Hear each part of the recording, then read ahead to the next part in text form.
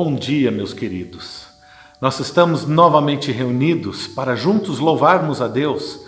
Que bom que você está aqui conosco e que esse momento juntos seja usado por Deus para comunicar um pouco do amor dele diretamente ao seu coração, diretamente à sua família, diretamente ao seu contexto onde você está nos assistindo agora. Hebreus, capítulo 13. Acompanha comigo enquanto eu faço a leitura dos primeiros 8 versículos. O amor fraternal seja contínuo. Não vos esqueçais da hospitalidade, pois, fazendo isso, mesmo sem saber, alguns hospedaram anjos. Lembrai-vos dos presos, como se estivesseis presos junto com eles, e dos maltratados, como se vós mesmos também estivesseis sendo maltratados. Sejam honrados entre todos o matrimônio e a pureza do leito conjugal, pois Deus julgará os imorais e adúlteros. Seja a vossa vida isenta de ganância, e contentai-vos com o que tendes, porque ele mesmo disse: Nunca te deixarei, jamais te desampararei. Desse modo, com plena confiança, digamos: O Senhor é quem me ajuda, não temerei. O que poderá me fazer o homem? Lembrai-vos dos vossos líderes, que vos pregam a palavra de Deus, observando-lhes atentamente o resultado da vida. Imitai-lhes a fé. Jesus Cristo é o mesmo ontem, hoje e eternamente. Amém. O fato que Deus não muda, mesmo que o nosso ritmo de vida tenha mudado bastante, nos dá confiança, nos dá segurança para nós podermos prosseguir debaixo da sua mão. Vamos conversar com Ele. Curve sua cabeça em oração comigo. Pai querido, nesta manhã, nós ao entrarmos na Tua presença, fazemos com segurança e confiança baseada no fato da Tua imutabilidade. Sabemos que o Teu cuidado está sobre nós. Entendemos, Senhor, que tem nos trazido para este momento juntos, onde podemos louvar, adorar e aprender da Tua palavra.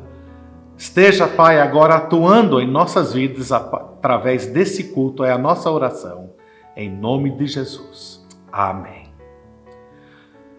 O nosso Rafael Feliciano, junto com a equipe de louvor da IBC, irá nos conduzir nesse momento de louvor e de cânticos.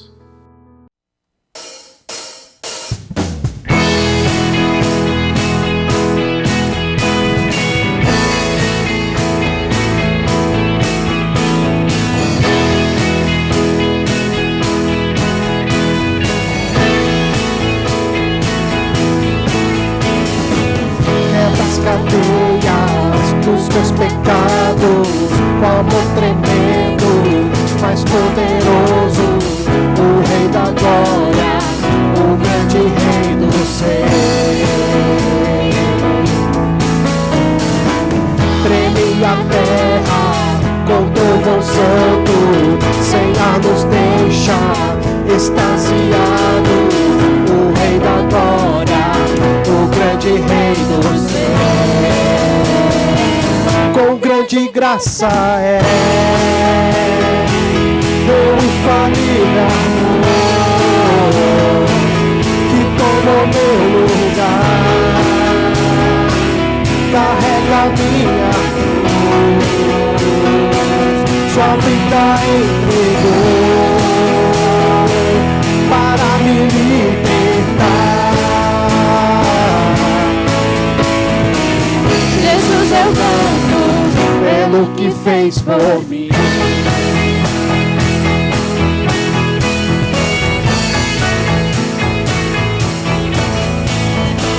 Que traz de volta ordem ao caos, os órfãos faz filhos amados, o Rei da Glória, o grande Rei dos Reis, e quem governa com a justiça, solução brilha em sua força, o Rei da Glória, o grande Rei dos Reis.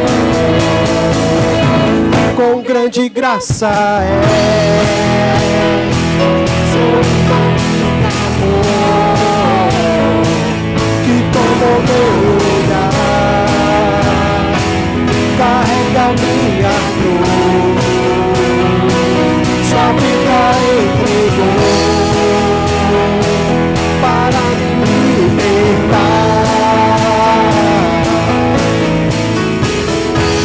seu canto, pelo que fez por mim. Digo o cordeiro que morreu, digo é o cordeiro que a morte venceu. Digo o cordeiro que morreu, digo é o cordeiro que a morte venceu. Digo o cordeiro que morreu, digo o cordeiro que a morte venceu. Digo o cordeiro que morreu, digo o cordeiro que a morte venceu. Com grande graça meu infalível amor, que tomou meu lugar, carrega minha cruz, ó que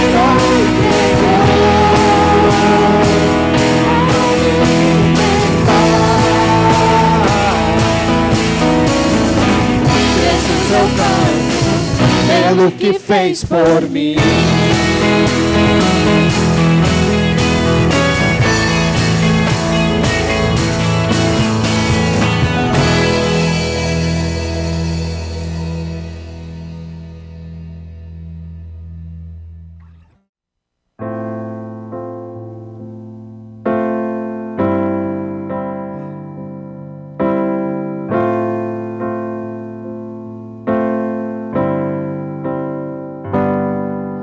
Santo, Santo é o Senhor, de glória encherá toda a terra.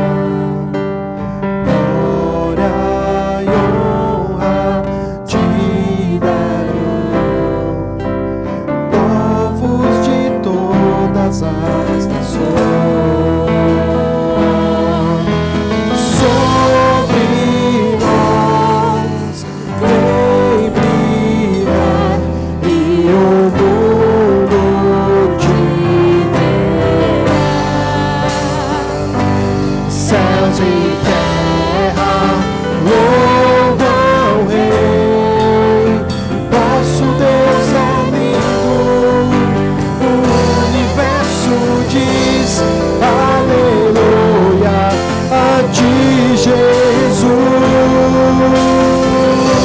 Céus e terra louvam o Rei, nosso Deus é lindo, o universo diz aleluia a ti, Jesus.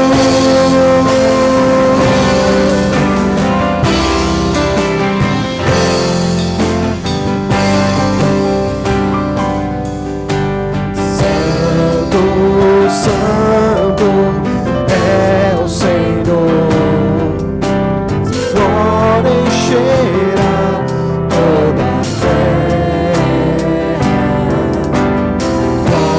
Glória e honra te darão povos de todas as nações.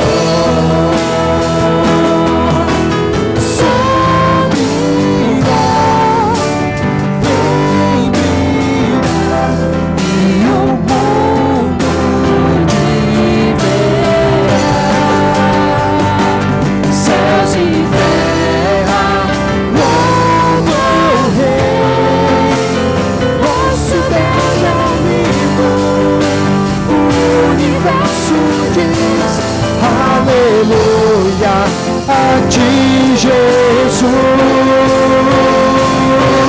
Céus e terra louvam o Rei, nosso Deus é lindo, o universo diz aleluia a ti, Jesus. Aleluia a ti, Jesus. Aleluia a ti, Jesus.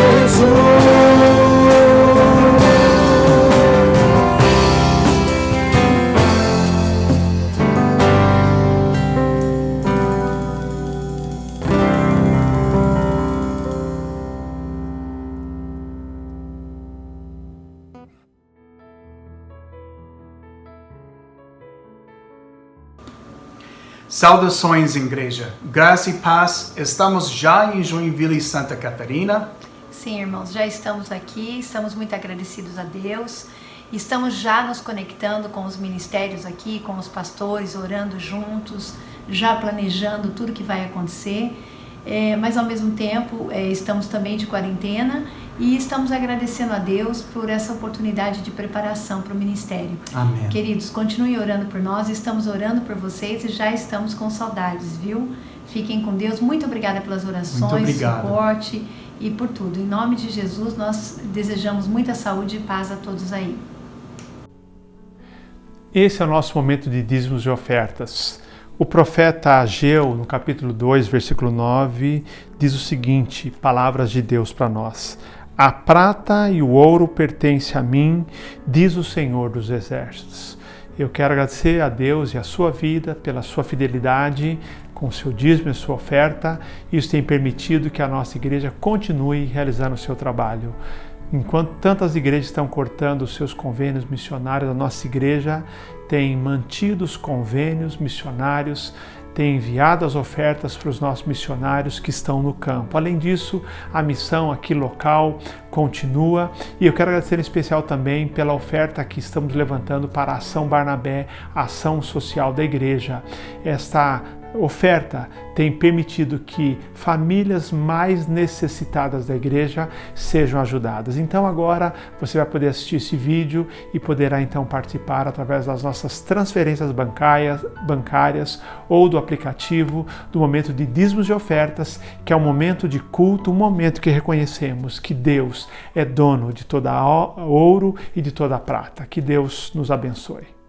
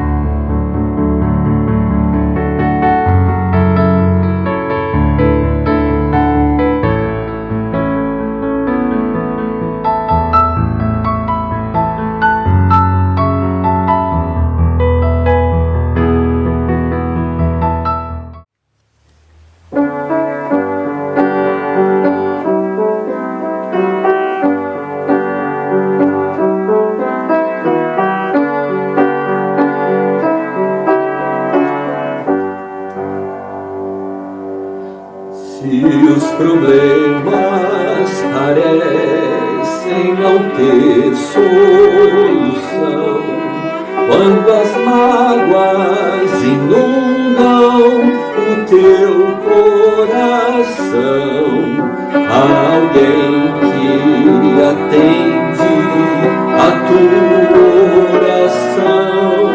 Jesus Cristo, Mestre e Senhor,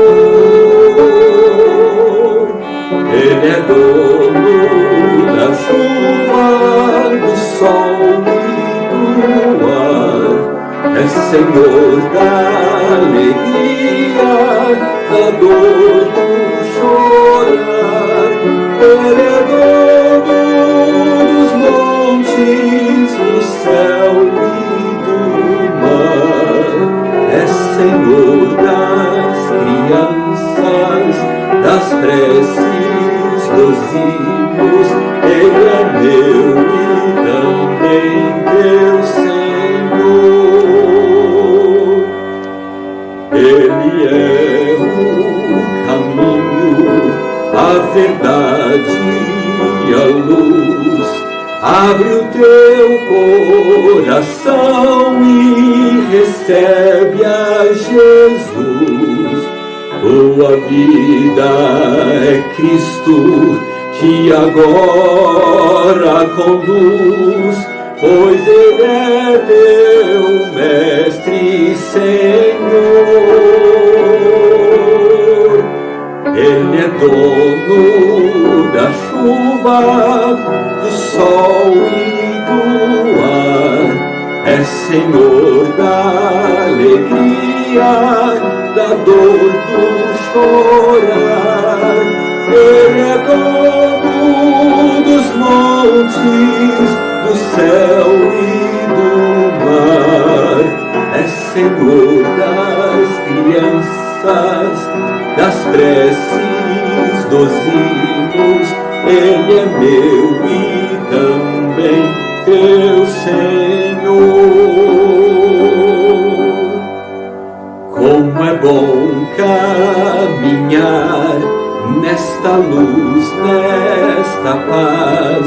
Ele vive para sempre, Ele me satisfaz. Eu sou dele e a vida que Ele me traz é segura, pois Ele é Senhor. Ele é dono da chuva, do sol e do ar. É Senhor da alegria, da dor, do chorar. Ele é dono dos montes, do céu e do mar.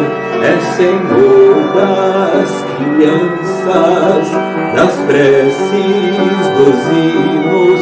Ele é meu e também teu Senhor.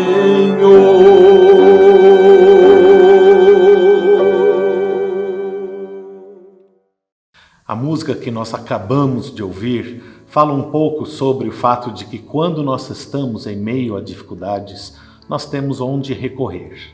Ele é meu e teu Senhor. E baseado nisso, nós queremos agora entrar na presença de Deus, rogando por vários motivos que estão chegando a nós da nossa igreja. Nós temos recebido pedidos de oração por enfermos, por dificuldades financeiras, por lutas e dificuldades que todos estão passando, e queremos colocar não apenas tudo isto nas mãos de Deus, mas também a nossa liderança pastoral, aquelas pessoas que estão cuidando de cada um de nós. E vamos orar então nesse instante. Pai querido, nesse momento de oração queremos agora clamar a Ti por todos aqueles, Senhor, que nos assistem, que fazem parte do nosso corpo e que estão de alguma maneira atreladas à nossa igreja. Pedimos, Senhor, que esteja agora colocando a presença do Teu Espírito Santo em cada lar, em cada coração, cobrindo, Senhor, cada dor e cada ferida com o bálsamo da Tua presença.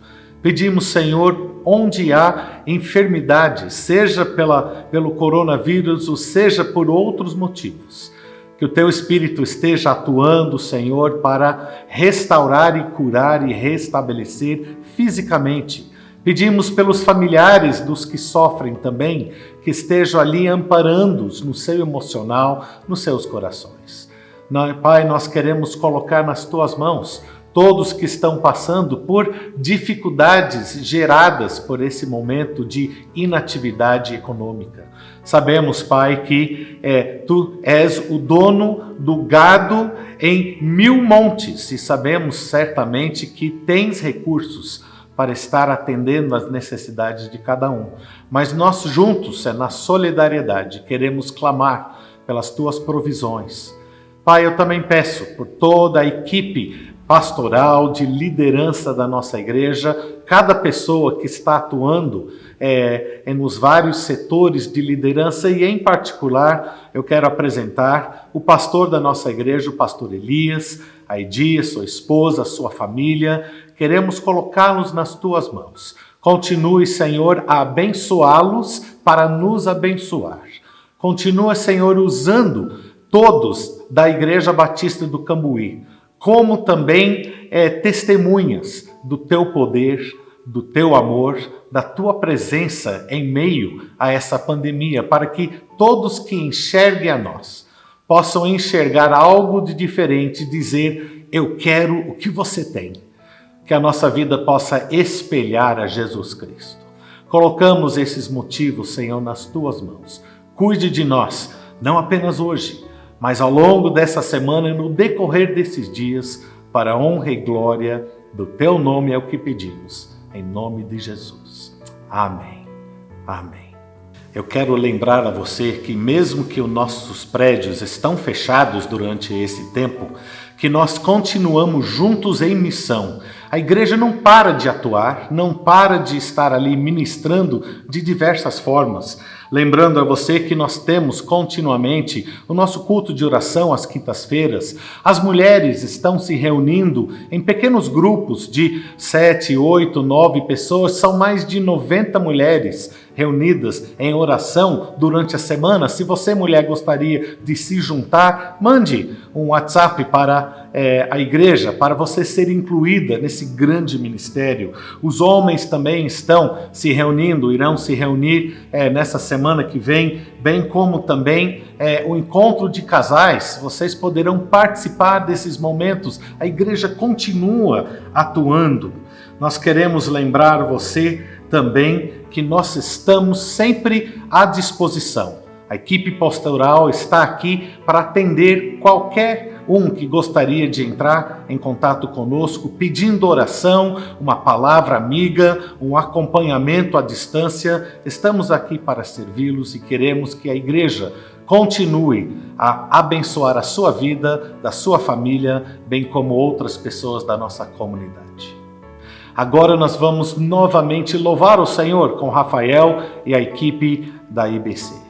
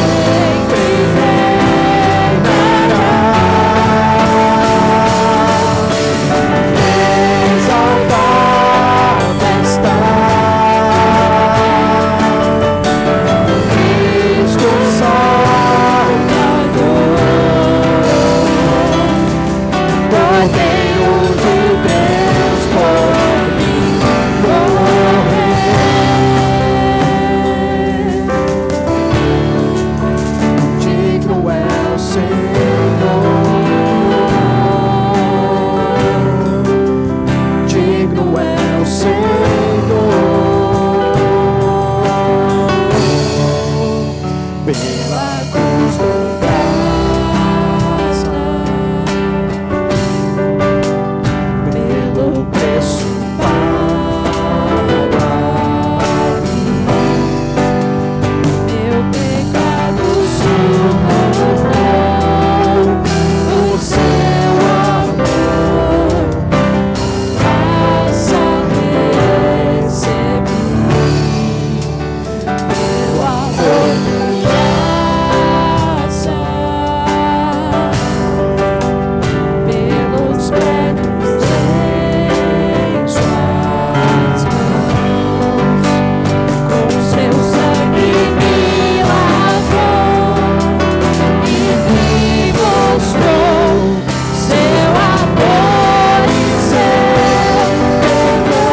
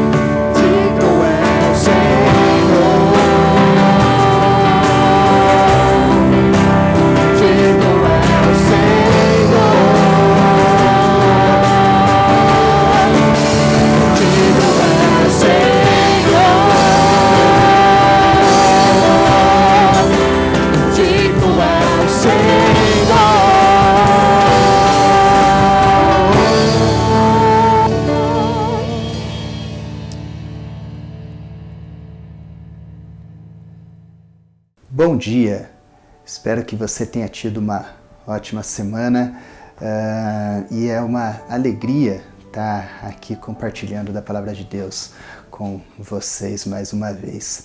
Eu quero dar sequência àquela série de estudos que começou há 2 semanas atrás com o pastor Kleber, depois o pastor Elias, nesse mês de maio, que é o mês da família, e por isso a gente está fazendo essa série que tem como título Eu Amo a Minha Família.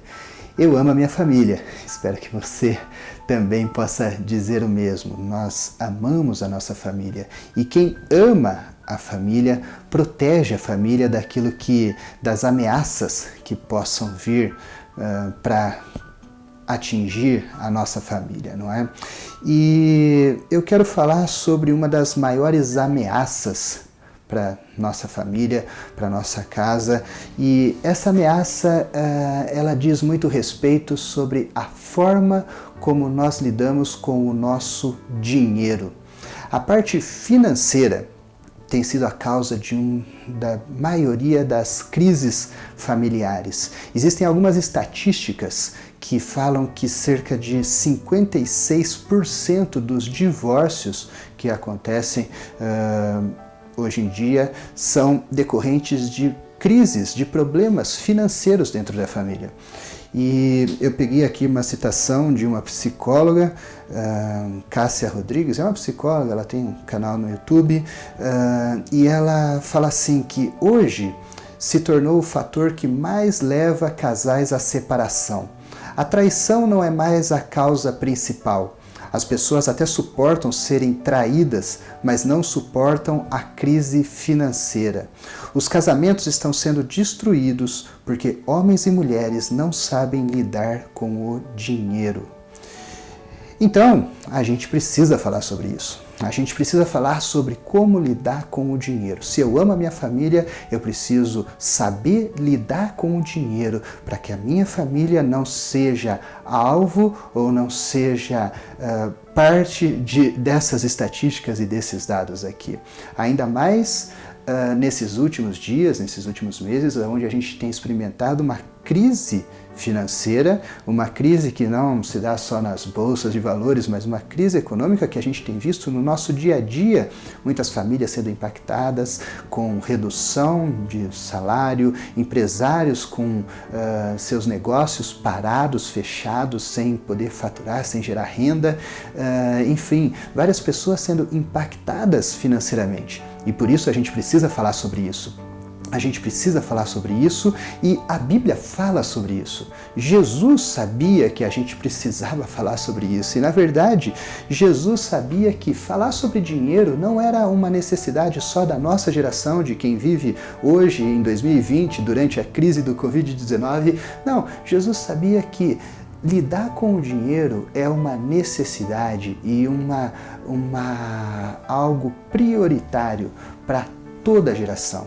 Para qualquer época, para qualquer pessoa, nós precisamos saber como lidar com isso para que isso não se torne um problema na nossa vida.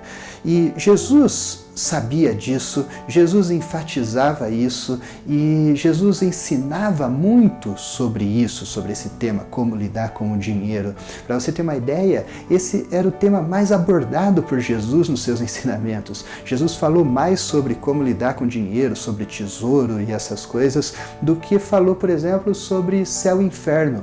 Jesus falou mais sobre dinheiro do que falou sobre amor. Impressionante, né? Mas Jesus, ele sabia a importância que esse tema teria na nossa vida ou o risco que esse tema traria para nós, porque a forma como a gente lida com o dinheiro diz muito respeito sobre a forma como nós lidamos com Deus. E é por isso que esse é um tema muito sério. E é por isso que eu quero falar hoje, então, nessa manhã com você, e eu quero falar sobre 3 mentiras sobre o dinheiro. 3 mentiras que nos contaram sobre o dinheiro e uma verdade sobre Deus. Então, 3 mentiras sobre o dinheiro e uma verdade sobre Deus. É isso que eu quero falar essa manhã e eu quero usar um texto de Jesus, que Jesus falando sobre o dinheiro, e ele fala lá em Mateus 6, no meio do Sermão do Monte, a partir do versículo 19, eu quero ler até o final do capítulo esse texto com você e eu quero tirar esses aprendizados desse texto aqui de Mateus 6, a partir do versículo 19, que diz assim: Não ajuntem tesouros aqui na terra, onde as traças e a ferrugem os destroem, onde ladrões arrombam casas e os furtam. Ajuntem seus tesouros no céu, onde traças e ferrugem não destroem e onde ladrões não arrombam nem furtam. Onde seu tesouro estiver, ali também estará o seu coração. Seus olhos são como a lâmpada que ilumina todo o corpo. Quando os olhos são bons, todo o corpo se enche de luz, mas quando os olhos são maus, o corpo se enche de escuridão. E se a luz que há em vocês é, na verdade, escuridão, como é profunda essa escuridão? Ninguém pode servir a 2 senhores, pois ou odiará um e amará o outro, ou será dedicado a um e desprezará o outro. Vocês não podem servir a Deus e ao dinheiro. Por isso, eu lhes digo, não se preocupem com a vida diária, se terão o suficiente para comer, beber ou vestir. A vida não é mais que a comida e o corpo não é mais que a roupa. Observem os pássaros. Eles não plantam, nem colhem, nem guardam alimento em celeiros, pois seu Pai Celestial os alimenta. Acaso vocês não são muito mais valiosos do que os pássaros? Qual de vocês, por mais preocupado que esteja, pode acrescentar ao menos 1 hora à sua vida? E por que se preocupar com a roupa? Observem-os como crescem os lírios do campo. Não trabalham, não fazem roupas, e, no entanto, nem Salomão em toda a sua glória se vestiu como um deles. E se Deus veste com tamanha beleza as flores silvestres que hoje estão aqui e amanhã serão lançadas no fogo, não será muito mais generoso com vocês, gente de pequena fé? Portanto, não se preocupem dizendo o que vamos comer, ou o que vamos beber, ou o que vamos vestir. Essas coisas ocupam o pensamento dos pagãos, mas seu Pai Celestial sabe que vocês precisam. Busquem, em primeiro lugar, o reino de Deus e a sua justiça, e todas essas coisas lhes serão acrescentadas. Portanto, não se preocupem com o amanhã, pois o amanhã trará suas próprias inquietações. Bastam para hoje os problemas desse dia. Esse texto é fantástico, eu amo esse texto. E cada vez que eu reflito sobre esse texto, eu descubro coisas novas nessas palavras de Jesus. Eu vou tentar ser breve e tirar aqui então essas 3 mentiras que Jesus desmascara sobre o dinheiro aqui. E a primeira delas está logo no primeiro versículo que a gente leu, é que o dinheiro traz felicidade. Isso não é uma verdade, mas isso é aquilo que a gente tem costumeiramente aprendido. A nossa cultura é assim. A gente vive numa cultura de consumo, onde, por mais que a gente fale, não, dinheiro não traz felicidade, a gente é o tempo todo bombardeado com a ideia de que nós precisamos ter coisas para ser feliz. A gente é bombardeado com propagandas de pessoas que compram aquele determinado produto, então são felizes. E nós temos aquele sentimento de que nós deveríamos ter coisas para ser feliz. É natural, é quase instantâneo esse pensamento na nossa cabeça. Eu lembro um dia desses que o nosso aspirador de pó aqui em casa quebrou. Então a Késia, a gente estava conversando, e eu sei que não foi nenhuma intenção negativa que ela falou isso, mas a gente estava conversando e ela falou assim, não tem como ser feliz sem um aspirador de pó. E aí, no meio da conversa, a gente, sabe quando você paralisa, congela aquela cena, e aí eu falei assim, você parou para pensar o quão cômico é aquilo que você acabou de dizer, né? Sem aspirador de pó eu não posso ser feliz, ou seja, eu preciso de um aspirador de pó para ser feliz. Eu sei que não foi isso que ela quis dizer, foi só a forma como ela expressou, mas muitas vezes esse pensamento, e eu comprei o aspirador de pó, tá? Aliás, está para chegar, ainda não entregaram, mas esse pensamento ele vem na nossa cabeça o tempo todo. A gente precisa ter coisas para ser feliz. E o que Jesus fala aqui é sobre tesouros. E a ideia de tesouro é essa, é aquilo que nos faz feliz. Porque o reino dos céus é semelhante a um tesouro que um homem foi e encontrou num campo. Então ele saiu, vendeu tudo que tinha e cheio de alegria, ele foi e comprou o campo. Porque aí ele tinha o seu tesouro. A alegria, o tesouro, ele sempre está relacionado àquilo que traz alegria. Não é? E é assim que Jesus coloca, então, essa ideia. O tesouro é algo que nos faz feliz. Mas o problema nisso vai muito além. É que quando a gente identifica o dinheiro como aquilo que nos faz feliz, ou aquilo que pode nos fazer feliz, então a gente passa a amar aquilo que nos faz feliz, ou aquilo que tem a capacidade de nos fazer feliz. Então nós passamos a amar o nosso tesouro, porque onde estiver o seu tesouro, ali também estará o seu coração. Então nós passamos a amar o dinheiro e a colocar o nosso coração no dinheiro. Existem 2 tipos de amor ao dinheiro. O amor ao dinheiro que você tem e o amor ao dinheiro que você não tem. Existem pessoas que têm muito dinheiro e amam esse dinheiro e têm medo de perder o dinheiro. Existem pessoas que não têm o dinheiro e que, por não ter, elas amam o dinheiro que elas gostariam de ter. Então elas vivem a vida inteira frustradas por não ter aquilo que elas gostariam de ter e aquilo que elas amam, mas elas não têm. E eu não sei em qual quadro você está, mas qualquer um dos 2 tipos de amor ao dinheiro é um erro. É um amor em algo falso, em algo que de fato não pode te fazer feliz. Porque o que Jesus fala aqui é que o tesouro ele pode ser destruído. Qualquer tipo de tesouro que você tenha nessa terra, ele pode ser destruído. E isso a gente tem percebido bastante nos últimos dias, não é? Não existe ativo que você tenha que não possa ser destruído. Pessoas perderam dinheiro, muito dinheiro, nas últimas semanas, no começo dessa crise, porque simplesmente ativos financeiros evaporaram de um dia para o outro. O mercado é assim, ou então você fala assim, não, mas então eu vou investir em imóveis, tudo bem, em 2008 um monte de americano achava que investindo em imóveis eles estavam seguros, até que os imóveis passaram a valer nada. Sabe, não existe nada seguro, não existe nada que não possa ser destruído, e essa é uma verdade, não existe riqueza que você possa ter nesse mundo que não possa ser destruída. Se você ainda não percebeu isso, você deveria perceber. o quanto antes, para não se desesperar com a crise, porque a crise vem.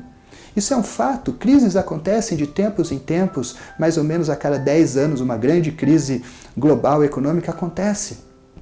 Você já deveria ter percebido isso. E com a crise vem o desespero. O desespero de quem perdeu o seu tesouro, o tesouro que amava. E com o desespero e com essa crise financeira vem a crise familiar. E a sua família é impactada porque você colocou a esperança de uma alegria em coisas que não podem te fazer feliz. E agora o desespero vem porque você perdeu aquilo que você achava que te fazia feliz. Jesus fala que isso não faz o menor sentido. O que Jesus está dizendo aqui é que não faz o menor sentido você colocar a sua alegria em coisas que podem ser destruídas, mas que na verdade você deveria fazer um outro tipo de investimento. Um investimento em algo que nunca vai se desvalorizar, em algo que não pode ser destruído, que não pode ser roubado, que não fica sujeito às variações de mercado, algo eterno.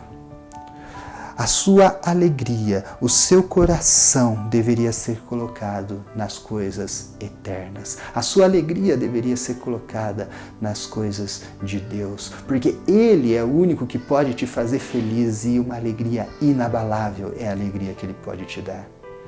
É isso que Jesus está falando aqui sobre dois tipos de tesouro. Um tesouro que pode ser destruído ou um tesouro eterno. Aonde você vai colocar a sua alegria? E é isso que Jesus está dizendo aqui. Existe algo libertador em estar satisfeito somente em Deus e em nada mais. Existe algo libertador em você saber que você pode perder tudo, mas você nunca vai perder a sua alegria.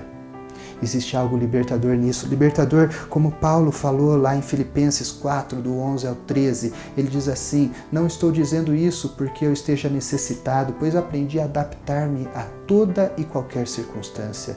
Eu sei o que é passar necessidade e sei o que é ter fartura. Aprendi o segredo de viver contente em toda e qualquer situação. Seja bem alimentado, com fome, tendo muito ou passando necessidade. Tudo posso naquele que me fortalece.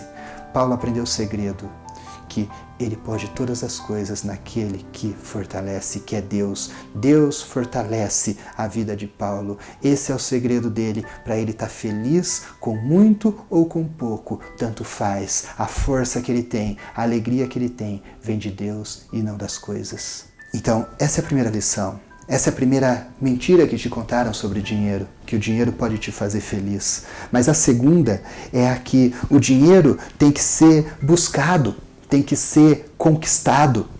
Sabe, a gente vive numa onda disso, não é? De busca pelo dinheiro.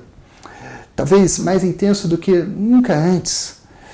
A gente fala assim, não, tá bom, o dinheiro não traz felicidade, mas o dinheiro compra coisas que podem nos fazer felizes. O dinheiro compra tempo, o dinheiro compra conforto, o dinheiro compra segurança. Então a gente tem que buscar e batalhar pelo dinheiro para alcançar mais dinheiro.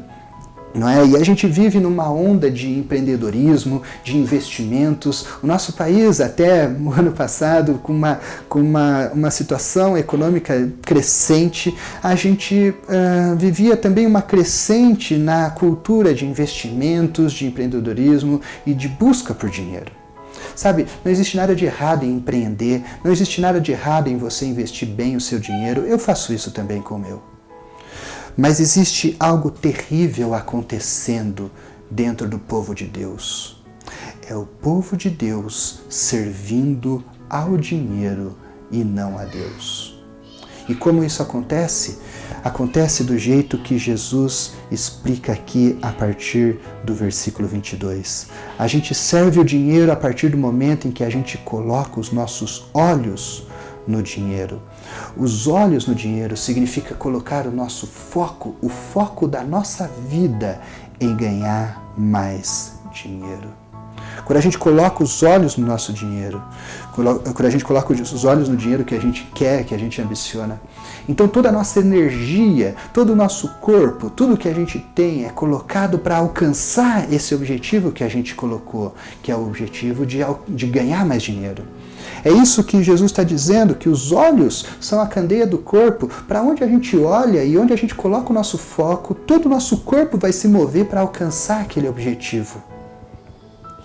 Então, logo toda aquela energia que deveria estar sendo gasta para brilhar a luz de Deus, a glória de Cristo Jesus, está sendo gasta em alcançar mais dinheiro. E é isso que Jesus fala, se a luz que deveria brilhar em vocês, na verdade é a escuridão, que grande escuridão é essa? Porque quando as pessoas procurarem em você o plano, o propósito de Deus na sua vida, vão ver em você alguém que busca o mesmo propósito de todo mundo.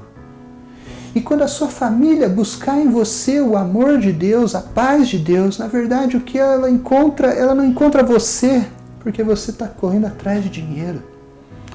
E famílias vêm sendo destruídas por causa disso, porque pessoas vêm colocando a vida profissional, a busca por dinheiro acima de todas as outras coisas, em detrimento de todas as outras coisas, em detrimento da sua comunhão com Deus, em detrimento de viver o amor de Cristo, em detrimento de viver esse amor dentro de casa com a sua família. Nós estamos sendo consumidos por buscar mais e mais dinheiro. Paulo não exagera lá em 1 Timóteo 6, do 6 ao 10, quando fala que o amor ao dinheiro é a raiz de todos os males. Eu vou ler esse texto, ele fala assim: de fato a piedade com contentamento é uma grande fonte de lucro, pois nada trouxemos para este mundo e de lá nada podemos levar. Pois, por isso, tendo que comer e com que vestir, estejamos satisfeitos. Os que querem ficar ricos caem em tentação, em armadilhas e em muitos desejos descontrolados e nocivos, que levam os homens a mergulharem na ruína e na destruição, pois o amor ao dinheiro é a raiz de todos os males. Algumas pessoas, por cobiçarem o dinheiro, desviaram-se da fé e se atormentaram com muitos sofrimentos. O que Paulo está dizendo aqui é que o dinheiro, ele pode afastar a gente de Deus.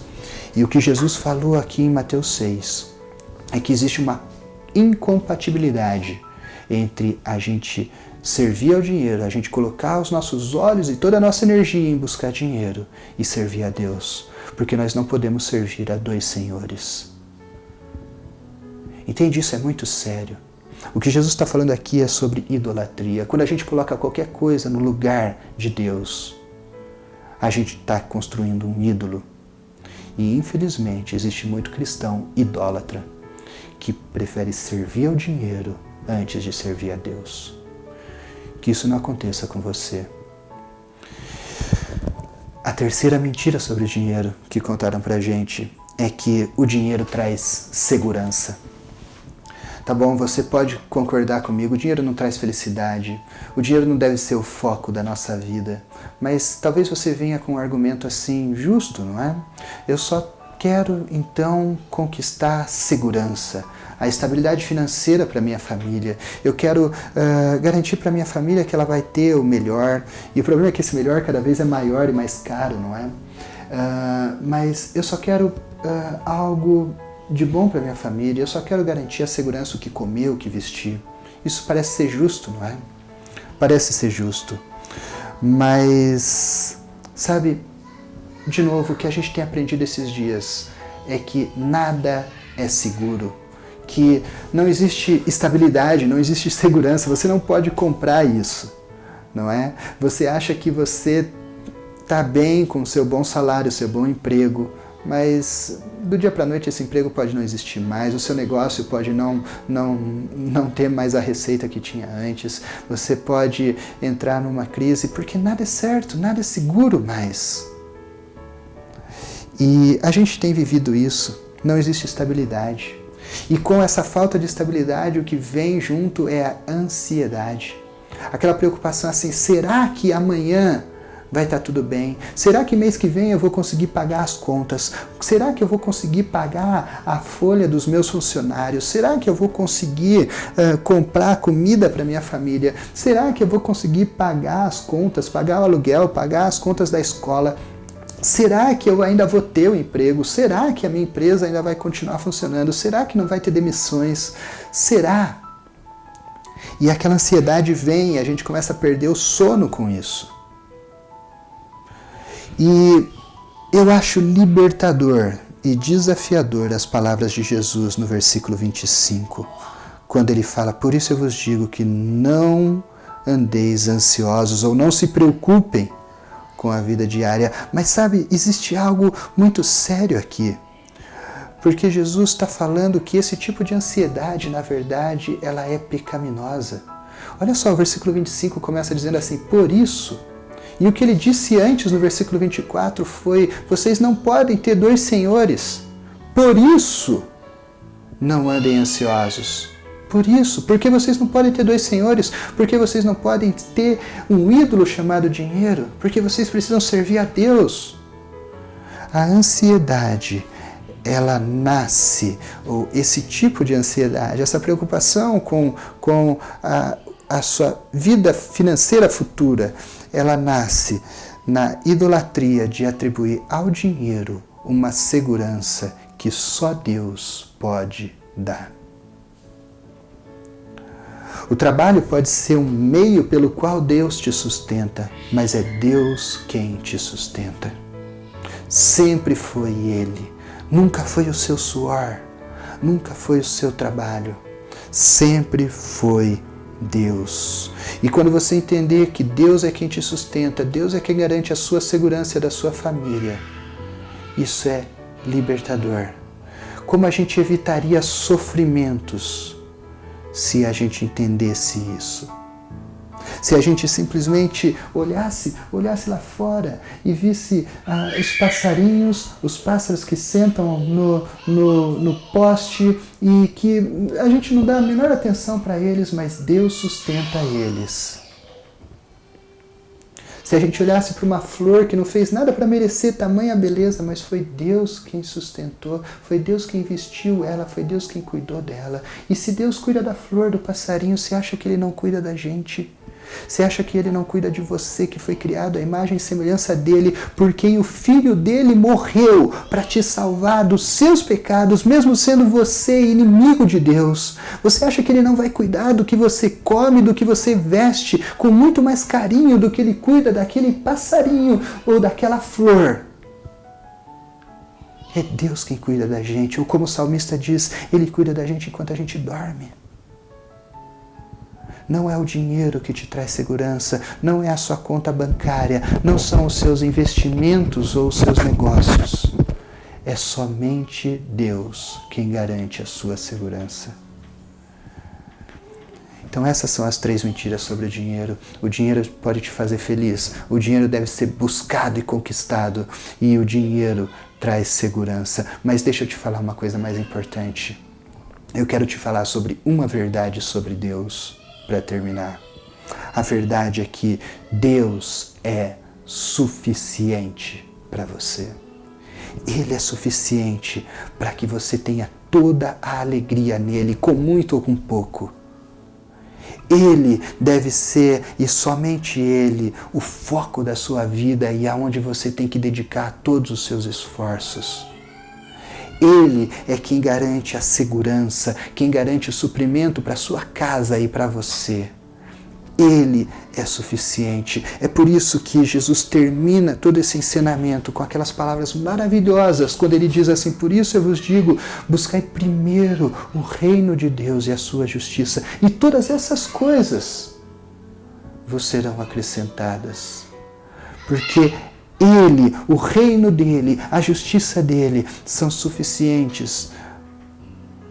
E todas as outras coisas, a alegria e tudo mais, serão acrescentadas a você. O que comer, o que beber, o que vestir. Sabe, esse versículo é muito lindo. A gente canta esse versículo. Eu conheço esse versículo desde quando eu era pequeno, criança, eu sei ele de cor, de aprender na EBD, na EBF. A gente recita esse versículo, a gente conhece esse versículo, a gente posta esse versículo. Mas sabe, esse versículo é impressionantemente desafiador para a gente. Porque é bonito falar, buscar primeiro o reino de Deus e a sua justiça e todas essas coisas serão acrescentadas. Mas a gente tem que lembrar que Jesus está falando isso para pessoas que estavam preocupadas com o que comer, o que vestir e o que beber.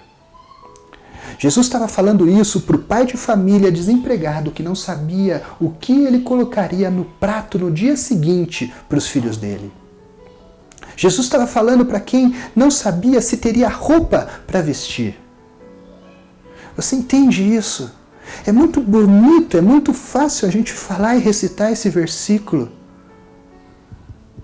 Mas eu, como pai de família, eu me imagino, se eu não tivesse condição de comprar comida para minha família, como eu me sentiria se eu tivesse desempregado?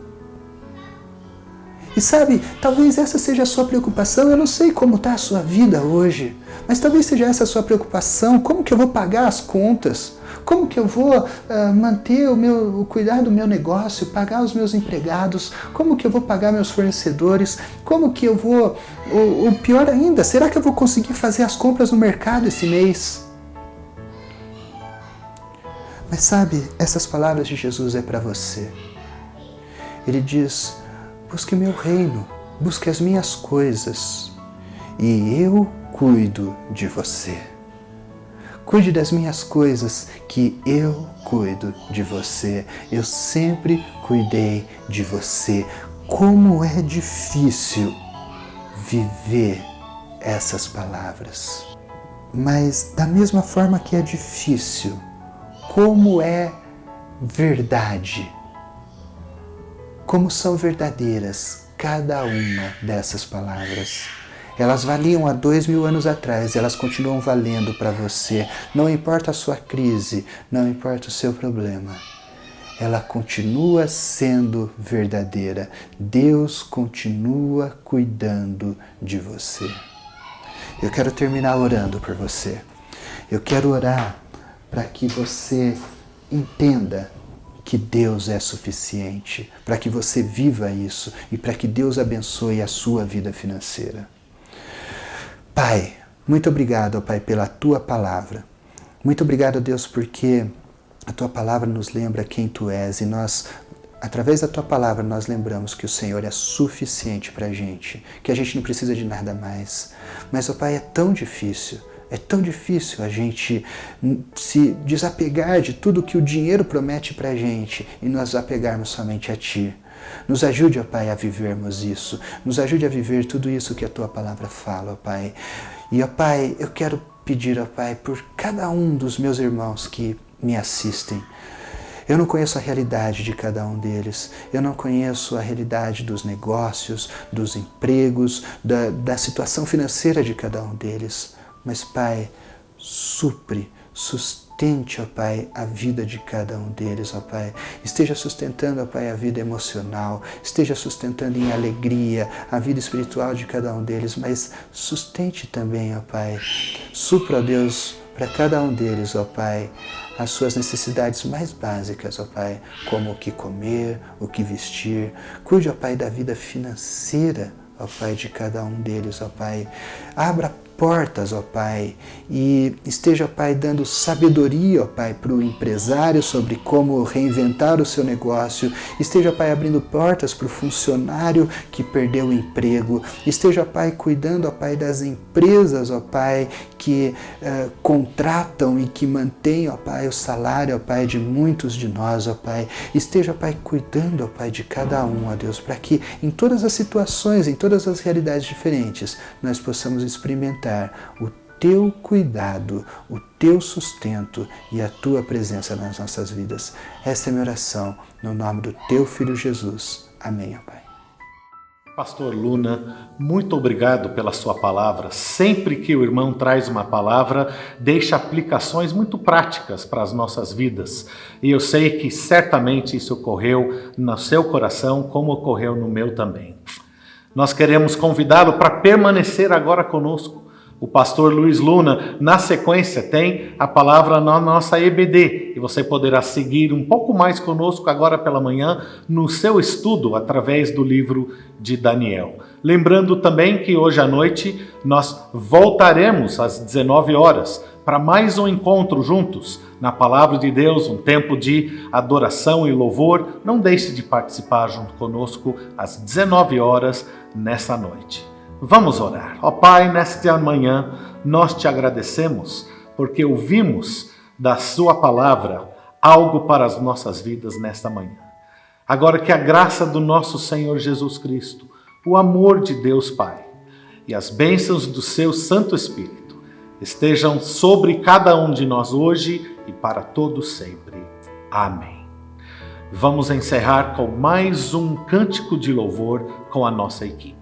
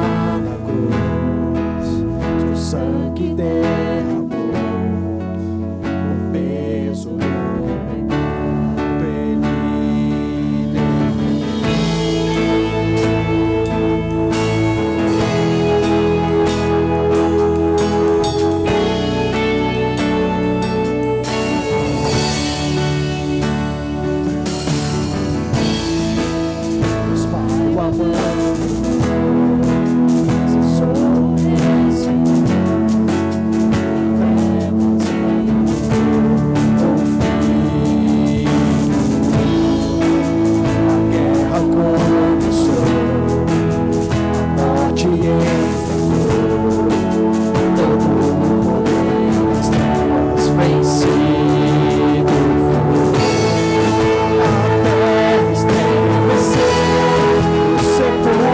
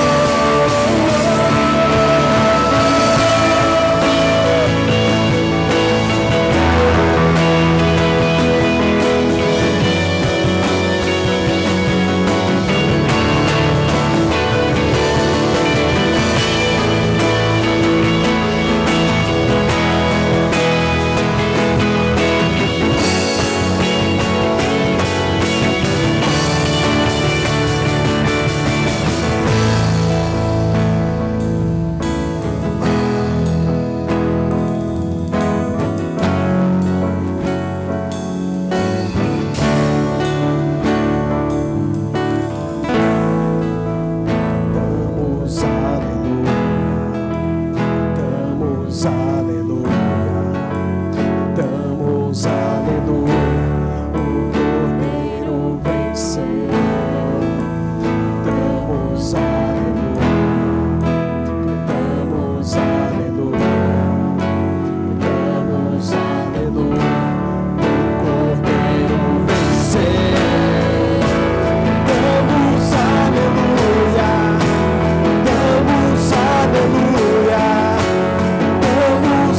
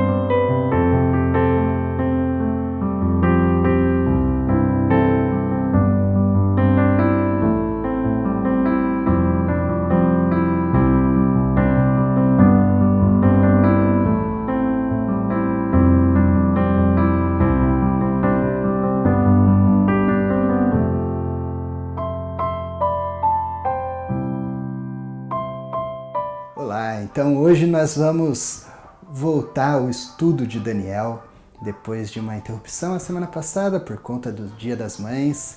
Muito justo o motivo, não é? Para que todas as mães pudessem aproveitar mais o tempo com seus filhos. E hoje a gente vai voltar no capítulo 7 de Daniel, nossa 7ª aula.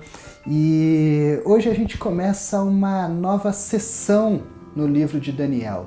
Então, até o capítulo 6, como eu disse, o livro de Daniel ele se divide em 2 partes, tem 12 capítulos no livro.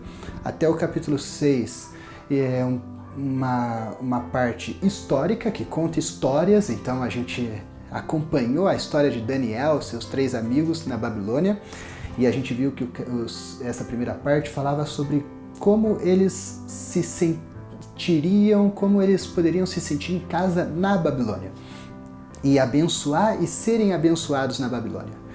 E agora, a partir do capítulo 7 até o 12, a gente vai entrar numa parte um pouco mais difícil, diferente do livro de Daniel, que vai tratar de um gênero um pouco diferente do que a gente está acostumado, que é o gênero apocalíptico. Aqui a ideia é como que o povo de Deus voltaria para casa. Esse é o título que nós daríamos para essa segunda parte. Mas deixa eu falar um pouco sobre o gênero apocalíptico para a gente poder entender essa segunda parte. Tá? O gênero apocalíptico ele é um gênero uma leitura um pouco mais difícil. Muitas vezes muitos desistem ao ler o gênero apocalíptico porque é difícil de entender. Ele traz muitas figuras, algumas coisas difíceis da gente compreender. A gente prefere as histórias, a gente prefere os textos mais argumentativos, né? Mas aqui ele trata mais de visões, de coisas às vezes confusas. Mas eu quero dizer para você assim que eu estou muito empolgado para poder estudar junto com vocês esses 6 últimos capítulos. Na verdade, eu nunca esperava ter que fazer isso, não era minha expectativa. A gente começou Daniel pensando mais na primeira parte, mas é fantástico quando a gente se compromete a estudar a palavra de Deus, porque quando a gente chega em textos difíceis, a gente não pode fugir deles, a gente precisa estudar eles, e quando a gente estuda, quando a gente se dispõe a estudar, a gente descobre coisas fantásticas nesse texto. E é assim que tem sido para mim estudar esses 6 últimos capítulos de Daniel. Tem sido fantástico, eu tenho aprendido muitas coisas aqui que eu quero compartilhar com você. Às vezes a gente estuda o gênero apocalíptico e eu quero fazer algumas recomendações aqui pra gente. A nossa intenção não vai ser buscar o significado e os mistérios de todas as coisas que estão escritas aqui, nem tentar fazer previsões sobre o futuro. Não é essa a nossa intenção, e parece que essa não era a intenção de Deus quando revelou esse texto para Daniel. Então a gente não vai tentar identificar o significado de todas as figuras, todos os números que aparecem aqui nesses 6 capítulos, tá bom? Esse é o nosso combinado. Pelo contrário, a gente vai focar naquilo que foi revelado. E é claro, eu vou comentar algumas coisas assim que são muito claras assim, muito comumente aceitas, tá? Às vezes eu vou comentar sobre algumas diversas opiniões, mas esse não vai ser o foco, entender cada pormenor, cada detalhe, porque Deus mesmo, quando foi explicar para Daniel, ele não entrou nos detalhes. E a gente vai ver isso. Então o nosso foco vai ser em buscar qual a aplicação, qual o propósito daquilo que Deus revelou através de Daniel. Qual o propósito para a gente, como que a gente pode aplicar isso na nossa vida, porque a Bíblia é um livro prático, não é um livro de futurologia, não é um livro de previsões, é um livro prático para me transformar. Não é? Moody falava isso, né? O conhecimento, a Bíblia não foi me dada para ter conhecimento, ela foi me dada para me transformar. É isso que a gente vai buscar, o que ela pode transformar na minha vida, não é? O que isso significou para Daniel e o que isso significava para os primeiros leitores do livro de Daniel. Não é? É esse o que a gente tem que buscar, qual foi a intenção de Deus em revelar esse texto e o que isso significa para a gente. Tá?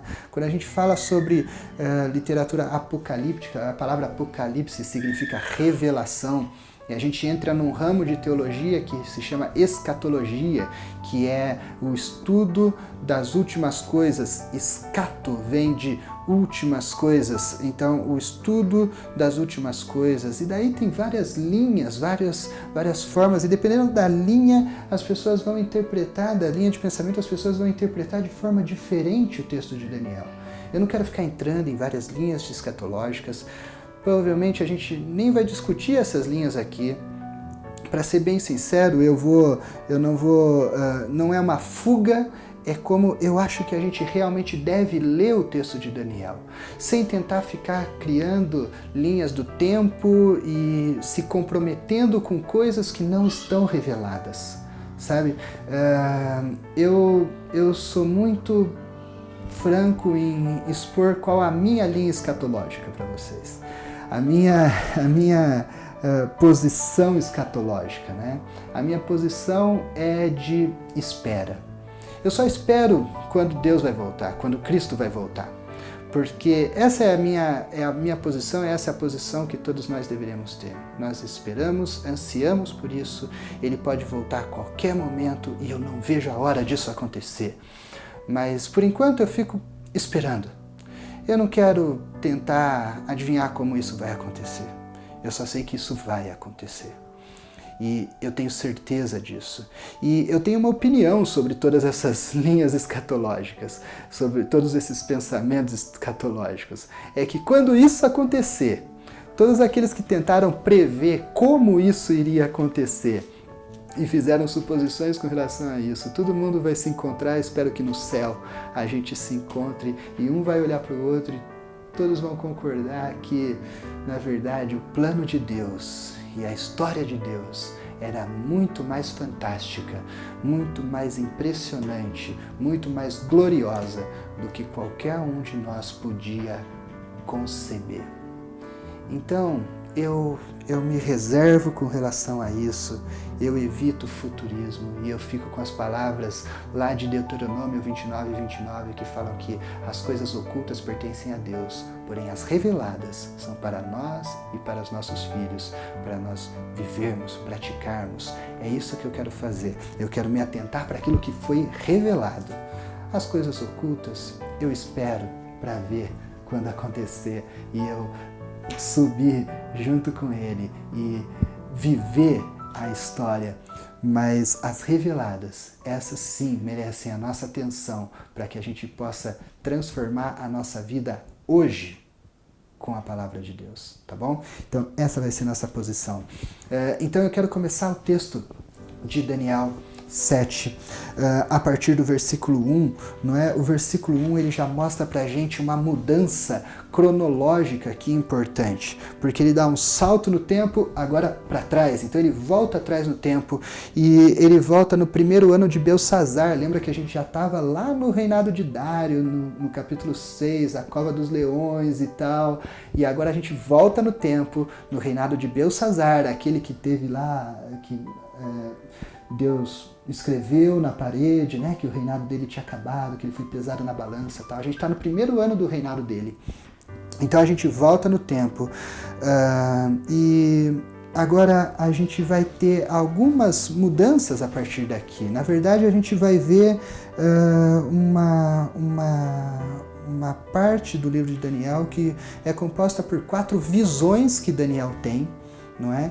E o capítulo 7 vai mostrar a primeira dessas visões, mas é interessante que até aqui, até o capítulo 6, a gente viu Daniel funcionando como intérprete de visões que os reis tinham, né? Então 2 vezes com Nabucodonosor, depois aquela interpretação da escrita na parede de Belsazar, Daniel sempre funcionando como um intérprete.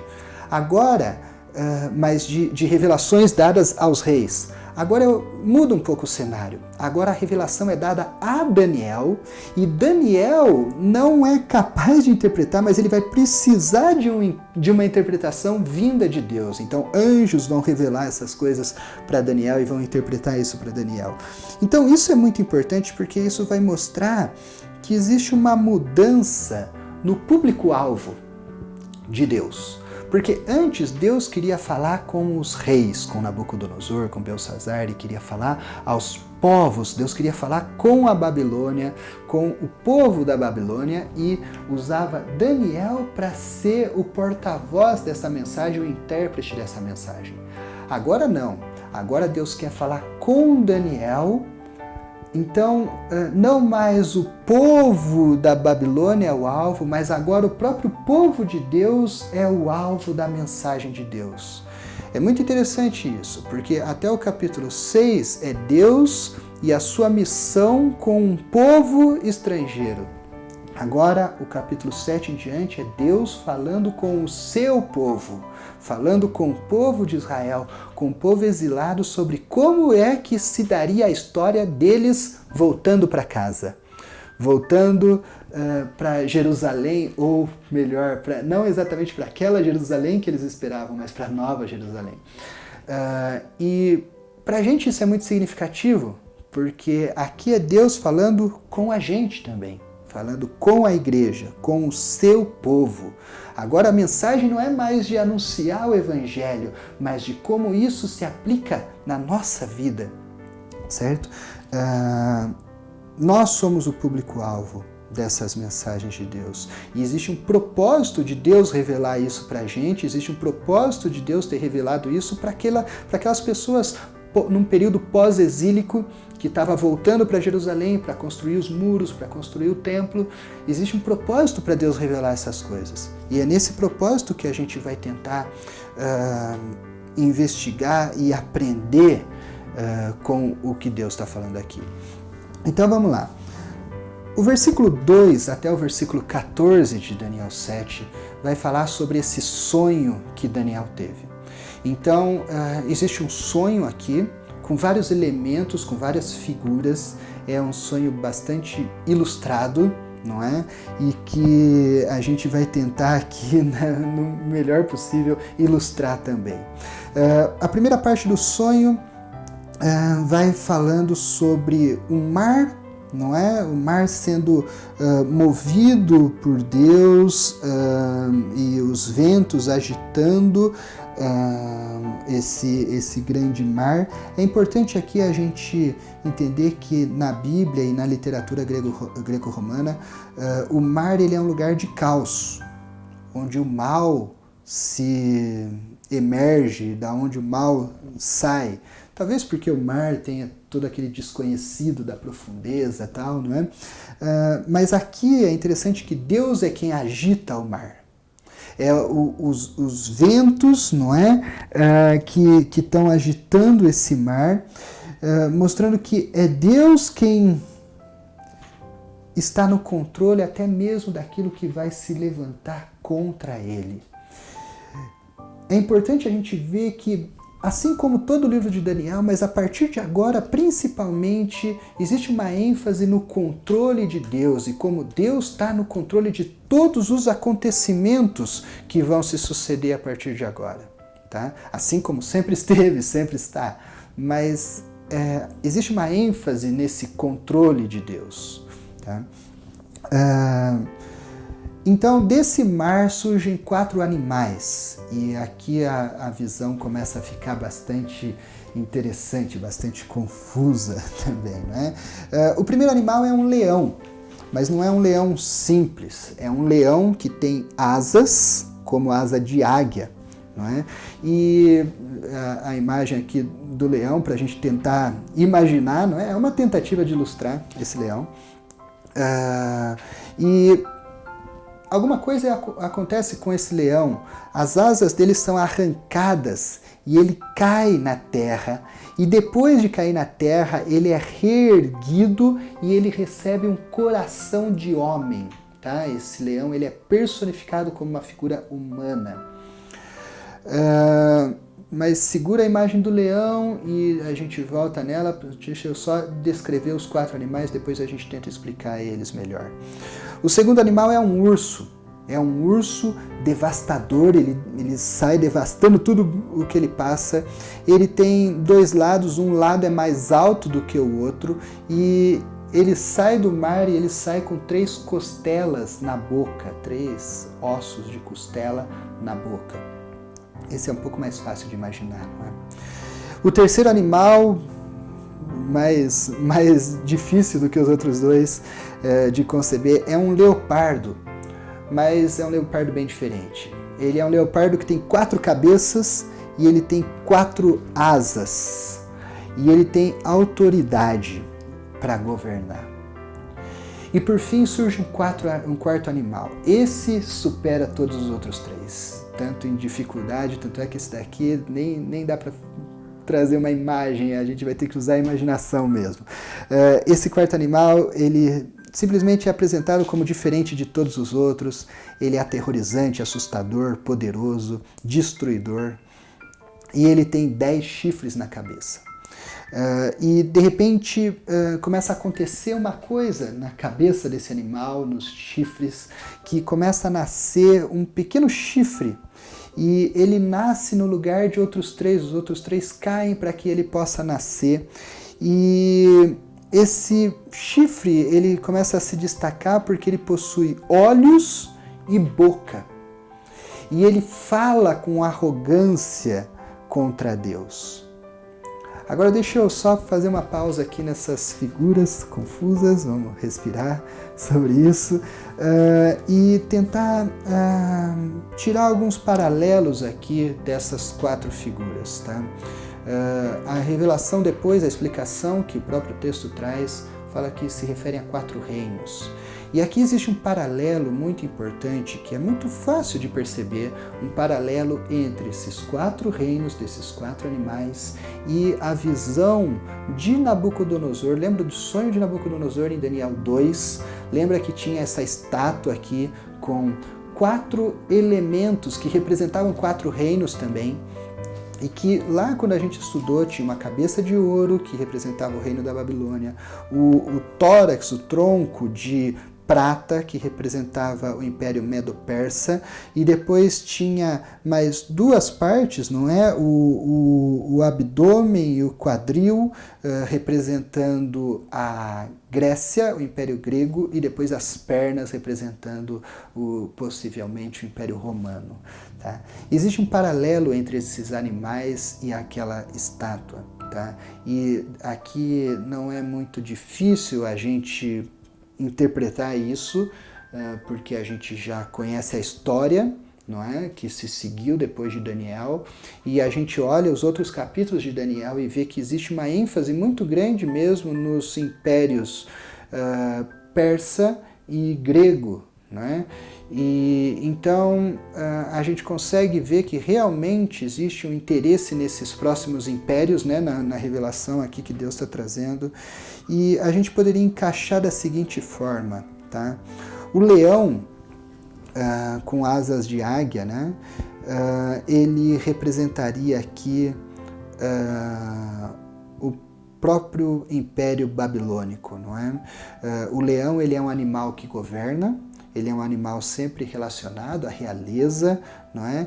E a gente tem que lembrar que a Babilônia, na revelação de Daniel 2, era a cabeça de ouro. Lembra? Nabucodonosor era a cabeça de ouro. Então, essa imponência do leão faz todo sentido, não é? Nabucodonosor também ele é várias vezes comparado com o leão. Em Jeremias 4:7, em Jeremias 5:17, são exemplos de Nabucodonosor sendo comparado a um leão, tá? E lembra que o animal ele era um leão com asas de águia e as asas são arrancadas e ele cai em terra. E isso faz sentido com a história de Nabucodonosor em Daniel, no capítulo 4, quando ele é humilhado, lembra? E ele vive como um animal, é como esse animal que cai em terra, perde toda a sua majestade, não é? E depois ele é restaurado, não é? Nabucodonosor foi restaurado, e é o que fala aqui desse animal, ele recebeu um coração de homem, não é? No final. Então eu acho que fica muito fácil relacionar esse primeiro animal ao Império Babilônico, não é? O segundo animal, ele é comumente relacionado ao Império Medo-Persa, que é justamente o império que sucede o Império Babilônico, não é? É um urso, ele tem dois lados, um lado maior do que o outro, os medos e os persas, não é? Dois reinos que se uniram aí nesse novo império, não é? O terceiro animal, que é o leopardo, ele é comumente aceito como Império Grego. E existe assim várias referências ao Império Grego e explicitamente reveladas por Deus aqui nos próximos capítulos. Mas é interessante que o leopardo ele tem 4 cabeças, não é? E o Império Grego, ele de fato, depois da morte de Alexandre o Grande, ele entra numa série de disputas ali territoriais entre os sucessores de Alexandre, e até que ele é dividido em quatro sucessores, né? Seleuco, Ptolomeu, Lismaco e Cassandro são os 4 governantes depois de Alexandre. Então o Império Grego ele é dividido em 4 partes, né? Assim como esse leopardo ele tinha 4 cabeças, isso faz todo sentido. E o quarto animal, aqui existe um pouco mais de dificuldade, mas comumente ele é aceito como sendo o Império Romano, tá? O quarto animal. Vamos dar uma pausa aqui no quarto animal, a gente volta no quarto animal mais pra frente no final do capítulo. Porque eu quero continuar aqui na revelação, no sonho de Daniel. Porque depois dos 4 animais, tá? Isso foi mais a título até de curiosidade e tal, pra gente relacionar aqui a revelação. Mas depois dos 4 animais, então a visão ela vai para uma segunda parte, aonde é revelado um trono e um tribunal. Não é? Então é formado ali um tribunal aonde surge um ancião de dias, não é? Que tem todo o governo, domínio e autoridade. Ele se assenta no trono para julgar esses animais, ou seja, para julgar os reinos, não é? E é interessante que o texto fala que ele é aquele contra quem os animais estão guerreando. Não é? Ele é o inimigo dos animais, né, desses reinos. E, bom, a descrição, eu tenho que ler ela porque é muito difícil explicar, é muito mais fácil ler a grandeza da descrição que Daniel coloca aqui nas palavras. Ele fala assim que os tronos foram colocados, o ancião se assentou e sua veste era branca como a neve, o cabelo era branco como a lã, o seu trono era envolto de fogo e as rodas do trono estavam em chamas. Diante dele saía um rio de fogo, milhares e milhares o serviam, milhões e milhões estavam diante dele, e o tribunal iniciou o julgamento e os livros foram abertos. Então, esse é o ancião. Aqui a figura é do próprio Deus, não é? Se assentando para julgar as nações, os reinos. O fogo aqui ele pode tanto revelar juízo como purificação. Nesse caso, ele é claramente o juízo de Deus. É Deus julgando as nações. E ele julga os animais e ele condena os animais. É interessante que os 3 primeiros animais eles são poupados, não é?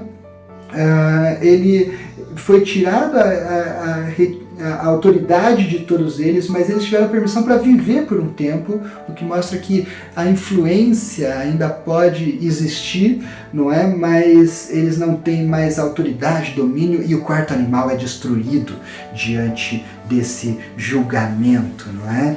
Aqui tem uma coisa muito importante, aliás, 2 coisas importantes a gente ressaltar. A primeira é que quando os reinos se levantam contra o povo de Deus, na verdade, eles não estão lutando contra o povo de Deus. Na verdade, eles estão lutando contra Deus. É contra Deus que eles se levantam. É contra Deus que qualquer oposição se levanta. Então, isso é importante porque é como se Deus dissesse assim, se brigar com ele, brigou comigo, entendeu? É Deus o inimigo real deles. E por ser Deus, a guerra pertence a Deus. E a vitória é certa, porque ninguém pode vencer o Deus verdadeiro. Então, Deus vai triunfar, porque a guerra é dele. Porque ele é o alvo desses inimigos. Às vezes a opressão atinge a gente, às vezes os governos, às vezes a injustiça atinge a gente, mas na verdade não é contra nós, mas é contra Deus. Porque os reinos desse mundo se voltaram contra Deus e são avessos à vontade e ao plano de Deus. E é Deus quem vai julgar e quem vai vingar o seu povo. Não é a gente que tem que fazer justiça. Entende? É Deus. É Deus quem vai triunfar. É Deus quem vai julgar. E a visão continua com o Filho do Homem. Então ele surge, não é, no final da visão, triunfante, com um novo reino, um reino que lhe é dado. Ele recebeu toda a autoridade, glória e o reino, e todos os povos, nações e homens de todas as línguas o adoraram, e seu domínio é um domínio eterno e que não acabará, e o seu reino jamais será destruído. A visão aqui é a visão de um triunfo. E esse Filho do Homem não é ninguém menos do que Jesus. É ele que lá em Filipenses 2, Paulo fala que lhe foi dado um nome que é sobre todo nome, para que ao nome dele todo joelho se dobre. É ele que lá em Mateus 28, 18, ele fala assim: porque eu recebi toda a autoridade, porque toda a autoridade me foi dada nos céus e na terra. Ele é esse Filho do Homem que recebe autoridade para governar. É Jesus quem aparece aqui e quem triunfa. Essa é uma mensagem de triunfo. É uma mensagem de que existem reinos que se opõem ao povo de Deus, reinos que se sucedem, mas no final Deus e o reino de Deus triunfa através de Cristo Jesus, que governa eternamente. Essa é a mensagem do capítulo 7, entende? Não, é nisso que a gente tem que se apegar. Então Daniel ele fica confuso com tudo isso, e a partir do versículo 15, então, ele não entende exatamente o que está acontecendo, até que vem uma interpretação para ele, até que é revelado para ele o significado de tudo o que ele estava tentando entender, não é? E o significado é muito simples, né? Na medida então que Daniel recebe essa resposta, não é? A resposta de Deus para Daniel é, primeiro, os 4 animais são 4 reinos. Deus não entra muito em detalhes sobre isso. Mas olha só, a mensagem ela é uma mensagem de conforto. Porque o que Deus fala é assim: mas os santos do Altíssimo, versículo 18, receberão o reino e o possuirão para sempre, sim, para todo sempre. A mensagem é que, independente de qualquer reino, existe um reino eterno. E um reino que pertence aos santos, pertence aos seguidores do Filho do Homem, de Jesus Cristo. Essa é a mensagem. Essa é a mensagem aqui. Uma mensagem de conforto. É lógico que Daniel continua confuso, e principalmente sobre o 4º animal, não é? A gente falou pouco dele. Então ele pergunta, ele quer saber o que é esse 4º animal. E, bom, eu nem sei se ele deveria saber muita coisa, porque não é dito muita coisa, só fala que esse 4º animal é um reino diferente. É um reino que, diferente de todos os outros. Ele fala que cada chifre representa um rei, então são 10 reis. E depois desses 10 reis surge um outro rei, diferente de todos os outros que vieram antes dele. Esse rei ele é um rei opressor, perseguidor. E ele fala aqui que a duração dessa perseguição duraria um tempo, e tempos, e metade de um tempo. E aqui tem possibilidade se esse rei era Tito, se era Antíoco Epifânio, enfim, existem possibilidades aqui que eu não quero entrar muito nessas possibilidades. tá? Mas existe uma coisa muito importante aqui. A resposta mais importante que Deus dá para Daniel está lá no final do capítulo, quando ele diz assim, no versículo 26, mas o tribunal julgará o seu poder, ele será tirado totalmente, destruído para sempre. Então, a soberania, o poder e a grandeza dos reinos que há debaixo de todo o céu serão entregues nas mãos dos santos, o povo do Altíssimo. O reino dele será um reino eterno, e todos os governantes o adorarão e lhe obedecerão. Sabe, independente de quem é o rei, de quem é o último chifre, de quem são os 10 chifres, os quatro animais, o importante é, existe um reino eterno, que vai vir depois de todos esses, e que toda a autoridade desses reinos passados vão ser tirados e vão ser dados a esse novo rei, que é Jesus, o Rei dos Reis, o Senhor dos Senhores. E os santos, os seguidores dele, os súditos desse reino, vão governar junto com ele eternamente. Essa é a mensagem de esperança aqui. Essa é a mensagem principal desse texto. Existe um reino eterno, existe um reinado dos santos, existe uma esperança. Mas sabe por que Deus conta a história dessa forma para Daniel? É importante que Daniel e o povo de Israel saibam que vão existir vários reinos ainda, porque eles achavam que a visão, a percepção deles era a seguinte: o exílio duraria 70 anos, acabados os 70 anos, eles voltariam para Jerusalém, reconstruiriam Jerusalém e acabou. Eles estavam de volta para casa. Mas o que Deus está dizendo aqui é: a volta para casa não vai acontecer tão rápido assim quanto vocês imaginam. Eu acho que a gente está experimentando um pouquinho disso, né? A gente queria voltar ao normal rápido, mas cada dia que passa a gente descobre que isso não vai acontecer tão rápido. E quando acontecer, não vai ser tão normal quanto a gente achava que ia ser. E provavelmente a gente vai passar muito tempo ainda vivendo as sequelas daquilo que a gente está vivendo hoje. O povo de Israel também estava recebendo esse tipo de mensagem. Sabe, a volta para casa não vai acontecer tão rápido. Depois do reino da Babilônia, que é o reino que eles estão nesse capítulo, né, no primeiro ano de Belsazar, ainda vai vir outros 3 reinos.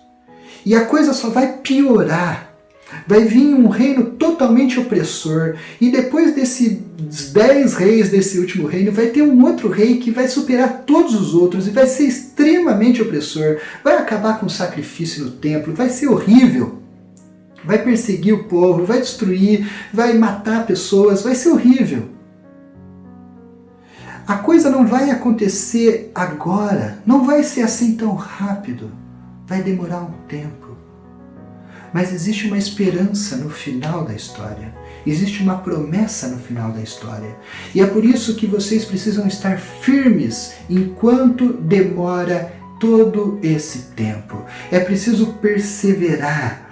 É preciso estar firme, porque a sua esperança, a minha esperança, a nossa esperança não deve estar numa resolução rápida e fácil dos nossos problemas, mas a nossa esperança está baseada no reino eterno, no reino que não tem fim, no reino que a gente vai herdar junto com Cristo e a gente vai governar eternamente depois que todos esses reinos acabar. E provavelmente, ou possivelmente, eu não sei exatamente a palavra aqui, mas muitos de nós não vamos ver a solução, o final desses reinos que se opõem a Deus em vida. Entende? Talvez a nossa vida acabe e a gente não veja o final da história. Assim como Daniel não viu o final da história, assim como o povo do exílio não viu o final da história, assim como aqueles que voltaram não viram o final da história, e todos os outros até aqui não viram o final da história. Mas sabe, como Deus fala aqui, existe um tempo, 2 tempos e meio tempo, eu não sei o que isso significa. Mas eu sei que significa que Deus tem um tempo determinado para acabar com a história. E quando Deus acabar com a história desses impérios, desses reinos, dessas forças que se opõem a Ele, nós vamos reinar com Ele. E todos os santos de todos os tempos vão reinar com ele. Seja Daniel, seja o povo pós-exílio, seja o povo antes do exílio, seja os patriarcas, seja eu, você. Cada um que seguiu e que viveu na esperança desse reino eterno, vai reinar junto com o Filho do Homem, o Rei dos Reis, o Senhor dos Senhores. A nossa esperança não está na solução dos nossos problemas aqui nessa vida, a nossa esperança está no reino eterno. Porque esse é o reino da justiça de Deus, do poder de Deus, da glória de Deus. Esse é o reino que a gente tem que desejar. O que Daniel 7 está fazendo aqui é tirando o foco do povo no retorno para aquela Jerusalém física e mudando o foco e dizendo assim: não se preocupa se as coisas não se resolverem na sua história, porque existem impérios ainda para se suceder, mas fica tranquilo, tira o foco da solução imediata e olha para a eternidade. Na eternidade você vai reinar. É lá que está a nossa esperança. É lá que está a nossa esperança. Existe um tempo determinado, mas esse tempo pertence a Deus. E é para esse tempo que eu espero. Para o tempo de Deus. E depois desse tempo, eu vou passar toda a eternidade reinando com Ele. Isso é fantástico. Entende como, junto com uma péssima notícia, é muito ruim saber que você não vai ver a solução dos problemas. É muito ruim saber que você vai ter que esperar mais. Mas Deus vira e fala assim: não se preocupa, você vai ter que esperar mais. Talvez você não veja a solução. Igual Elias não viu os opressores dele serem destruídos. Ele teve que delegar isso para Eliseu. Não tem problema. A sua esperança não está na solução das coisas aqui nessa vida. A sua esperança está nas coisas eternas de Deus. Essa é a mensagem de Daniel pra gente. Essa é a mensagem de Deus pra gente. Entende? Não é ficar tentando adivinhar o que significa o tempo. É entender que Deus tem o tempo dele.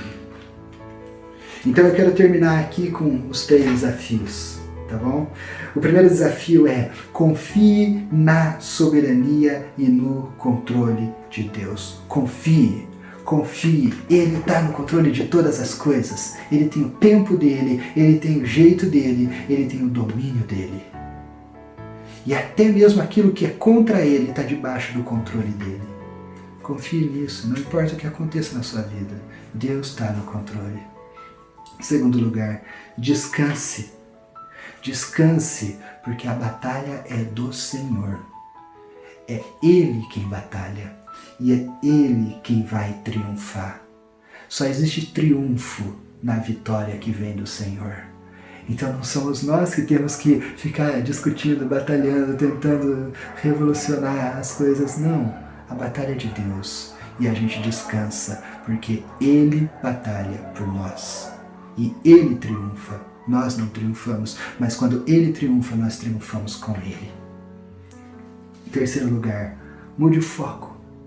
Mude o foco e comece a esperar pelo que está prometido além dessa vida.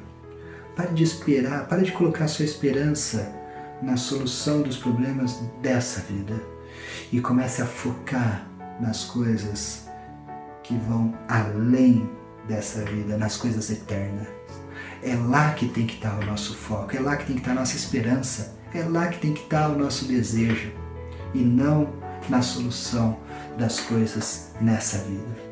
Que Deus te abençoe, que essas verdades sejam libertadoras para você, mesmo sabendo que nem tudo vai se resolver assim como a gente quer, que a gente vai ter que esperar mais, mas Deus continua no controle. Deus tem o tempo dele e Deus tem uma esperança pra gente que supera qualquer solução que você poderia experimentar aqui nessa vida. Vai ser muito melhor do que você imagina, pode crer nisso, tá bom?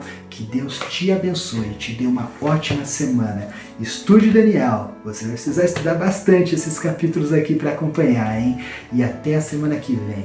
Até lá, que Deus te abençoe.